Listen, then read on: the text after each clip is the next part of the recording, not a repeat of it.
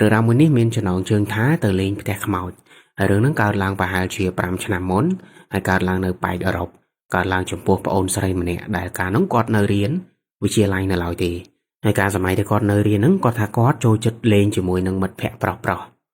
តែគាត់ជាមនុស្សស្រីណាតែគាត់មានមិត្តភ័ក្តិប្រុសៗច្រើនហើយគាត់អត់សូវដើរលេងជាមួយស្រីៗទេ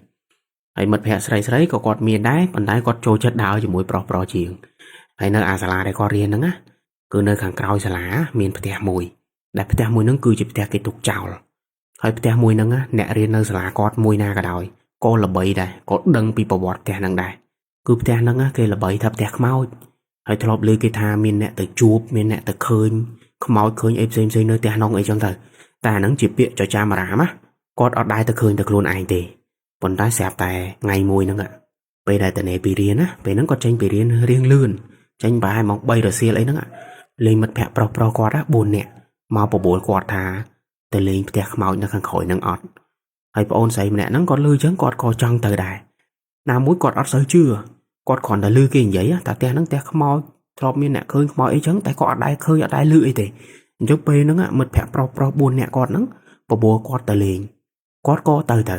ដូចថាចង់ដឹងណាហើយអាពួកម៉ាក់គាត់4នាក់ហ្នឹងក៏ចរិតស្តៀងគាត់ដែរនិយាយទៅអត់ជឿហើយក៏អត់ខ្លាចអត់អីណាអញ្ចឹងបបួលគ្នាទៅផងទៅហើយពេលហ្នឹងគាត់ទៅ5នាក់គាត់ដើរពីសាលាគាត់ហ្នឹងទៅក្រោយសាលាrồiហើយដើរទៅដល់អាផ្ទះខ្មោចមួយហ្នឹងអាផ្ទះដែលគេល្បីហ្នឹងហើយទៅពេលគាត់ទៅដល់មុខផ្ទះហ្នឹងគឺសភាពដូចជាផ្ទះដែលគេទុកចោលអញ្ចឹងជាផ្ទះថ្ម2ជាន់តែជាផ្ទះដែលចាស់ហើយមើលម៉ូដផ្ទះហ្នឹងទៅដូចជាផ្ទះបុរាណអញ្ចឹង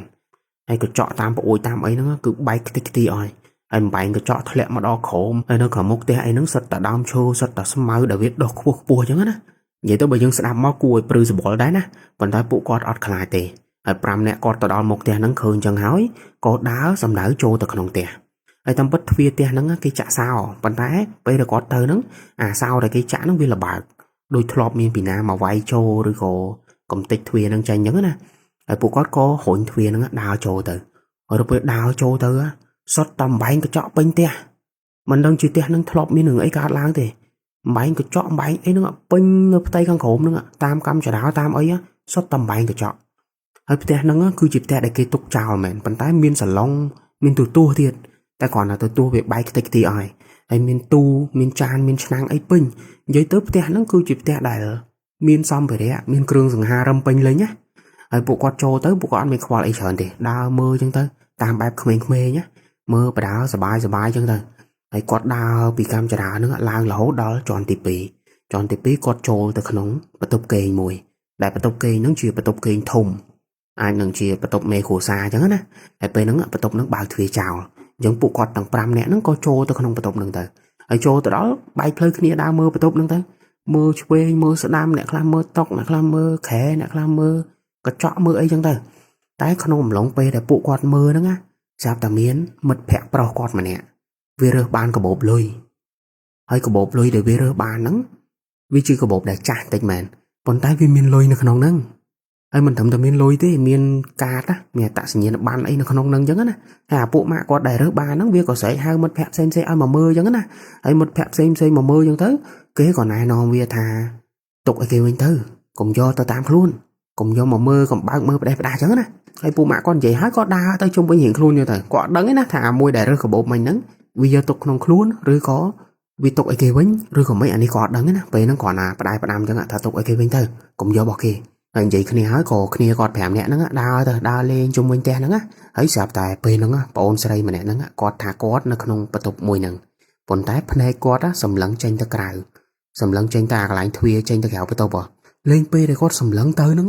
គាត់ថាគាត់ឃើញមនុស្សស្រីម្នាក់ស្លៀករ៉ូបវែងហើយស្រីម្នាក់ហ្នឹងកំពុងតែឈររាំហើយគាត់ឈររាំបែបសប្បាយដូចមនុស្សដែលបើកភ្លេងហើយរាំតែឯងនៅក្នុងផ្ទះក្នុងបន្ទប់អញ្ចឹងណាពេលហ្នឹងអ្វីដែលបងអូនស្រីឃើញអញ្ចឹងឃើញមនុស្សស្រីរាំនៅក្រៅបន្ទប់ហើយគ្រាន់តែគាត់ឃើញហ្នឹងគាត់មិនភ្ញាក់គាត់មិនស្រែកមែនទេដល់ពេលគាត់ភ្ញាក់គាត់ស្រែកអញ្ចឹងទៅអាមិត្តភ័ក្តិប្រុសគាត់4នាក់ហ្នឹងក៏មកសួរថាថៃកាត់អីឃើញអីហើយបានបងអូនស្រីគាត់អត់ប្រាប់ទេគាត់អត់ចង់និយាយរឿងហ្នឹងនៅក្នុងផ្ទះហ្នឹង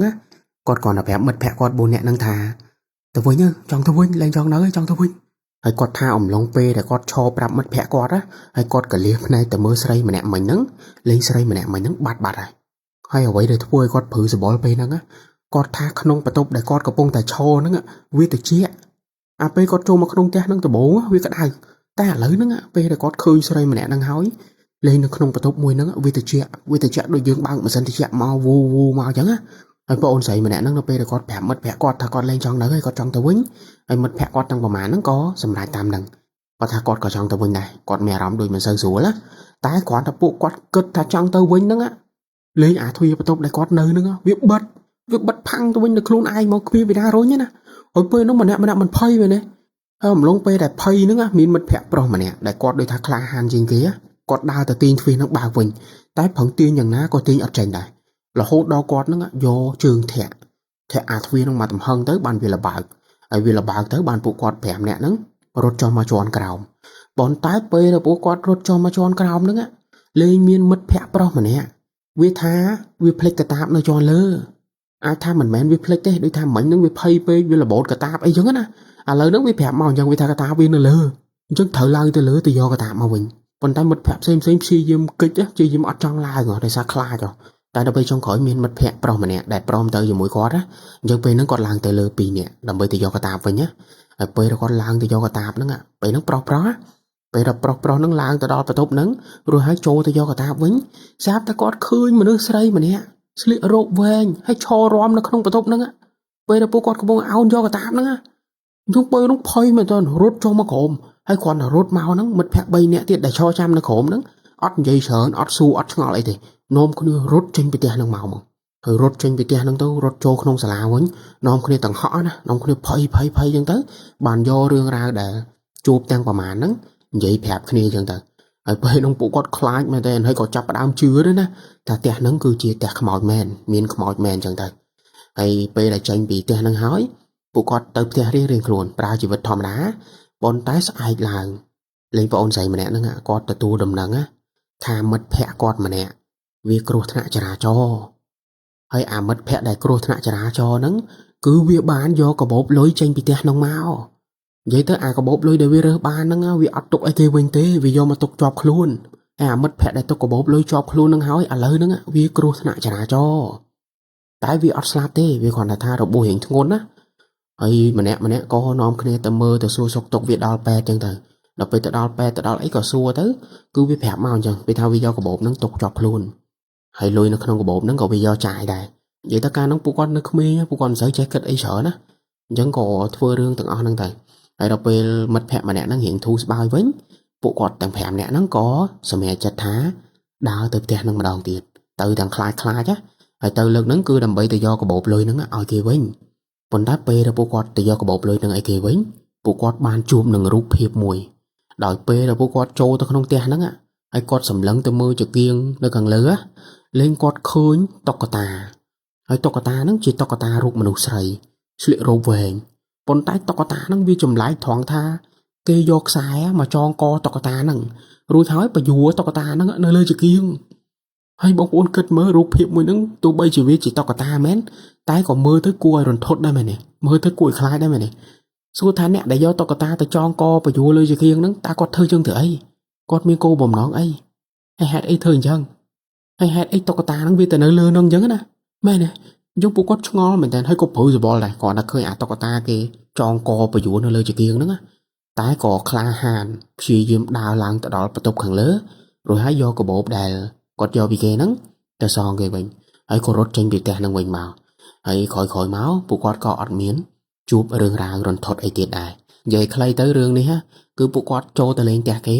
ហើយគាត់យករបស់គេចេញមកហើយដល់ពេលយករបស់ចេញមកក៏ជួបគ្រោះថ្នាក់ចរាចរណ៍អញ្ចឹងទៅហើយដល់ពេលយកអារបស់ហ្នឹងទៅសងគេវិញគ្រប់យ៉ាងក៏វាចប់តែប៉ុណ្្នឹងទៅក្រោយមកគាត់អត់មានឃើញអីទៀតទេហើយហ្នឹងបងប្អូនគឺជារឿងរ៉ាវរបស់ប្អូនស្រីម្នាក់ដែលគាត់ទៅលេងផ្ទះខ្មោចជាមួយនឹងមិត្តភក្តិរបស់គាត់